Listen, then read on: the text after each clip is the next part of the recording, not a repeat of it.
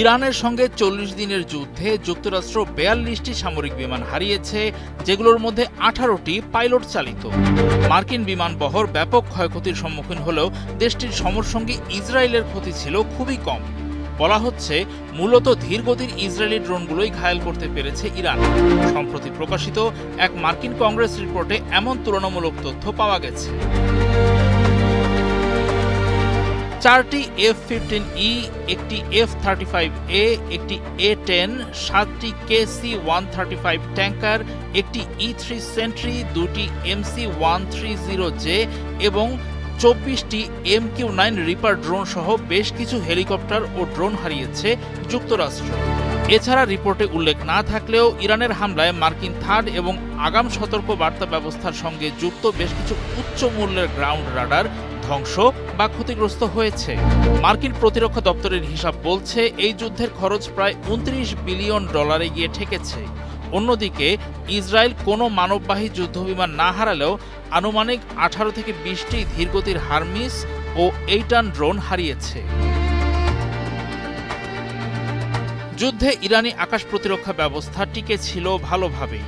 মার্কিন ও Israeli radar jamming এড়াতে Iran মূলত IRST এবং ইনফ্রারেড ক্ষেপণাস্ত্র ব্যবহার করে মার্কিন বিমান ভূপাতিত করেছে। এমনকি রাডার ফাঁকি দিতে সক্ষম স্টিলথ যুদ্ধবিমান F-35কে ট্র্যাক করতে ইরান উন্নত চীনা UHF ব্যান্ড রাডার এবং রুশ স্যাটেলাইটের সাহায্য নিয়েছে বলে ধারণা করা হচ্ছে। যুদ্ধের প্রথম ৪ দিনেই ইরান বাহরাইন, সংযুক্ত আরব আমিরাত, কুয়েত, কাতার ও সৌদিতে অবস্থিত মার্কিন ঘাঁটিগুলোর রাডার ও স্যাটেলাইট যোগাযোগ কেন্দ্রে নিখুঁত ব্যালিস্টিক ক্ষেপণাস্ত্র ও সাশ্রয়ী শাহেদ ড্রোন দিয়ে সফল আক্রমণ চালায়। এই যুদ্ধে ইরান তার বিখ্যাত মোজাইক ডিফেন্স কৌশল ব্যবহার করেছে। এটি একটি বিকেন্দ্রীকৃত সামরিক কৌশল যেখানে পুরো দেশকে ৩১টি স্বায়ত্তশাসিত প্রাদেশিক কমান্ডে ভাগ করা হয়েছে। কেন্দ্রীয় কমান্ড ধ্বংস হলেও প্রতিটি প্রদেশ নিজস্ব রসদ ও গোয়েন্দা তথ্য নিয়ে স্বাধীনভাবে যুদ্ধ চালিয়ে যেতে পারে। এই দীর্ঘমেয়াদী প্রতিরোধ কৌশলটি মার্কিন হামলার কৌশল ব্যর্থ করে দেয়। মার্কিন যুক্তরাষ্ট্র ইরানকে অবমূল্যায়ন করেছিল, সহজ প্রতিপক্ষ ভেবে ভুল করেছিল। CNN-এর রিপোর্ট অনুযায়ী মার্কিন বিমান হামলার পরেও ইরানের প্রায় ৫০% ড্রোন ও ক্ষেপণাস্ত্র লঞ্চার সুরক্ষিত ছিল। সেগুলো তারা সুড়ঙ্গ ও বাংকারে লুকিয়ে রেখেছিল। একটি দ্রুত বিজয়ের আশায় যুক্তরাষ্ট্রের শুরু করা যুদ্ধটি শেষ পর্যন্ত দীর্ঘমেয়াদী ক্ষয়িষ্ণু যুদ্ধের রূপ নেয়।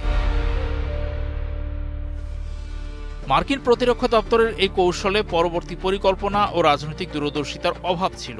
ব্যাপক বোমা হামলার ফলে ইরানের সাধারণ মানুষ বর্তমান সরকারের পক্ষে একতাবদ্ধ হয়েছে। এছাড়া এই যুদ্ধ মার্কিন টমাহক ও প্যাট্রিয়ট ক্ষেপণাস্ত্রের মতো মূল্যবান সামরিক সম্পদের মজুদ শেষ করে ফেলেছে। এতে এশিয়া ও ইউরোপের অন্যান্য মার্কিন রণক্ষেত্রে সংকট তৈরি হয়েছে। অধিকাংশ নেটো সদস্য এই যুদ্ধে অংশ নিতে অস্বীকৃতি জানিয়েছিল। সব মিলিয়ে মার্কিন আকাশ শ্রেষ্ঠত্ব সুবিধা করতে পারেনি। স্থলভাগ ও বৈশ্বিক অর্থনীতিতে নিরাপত্তা নিশ্চিত করা তাই সম্ভব হয়নি।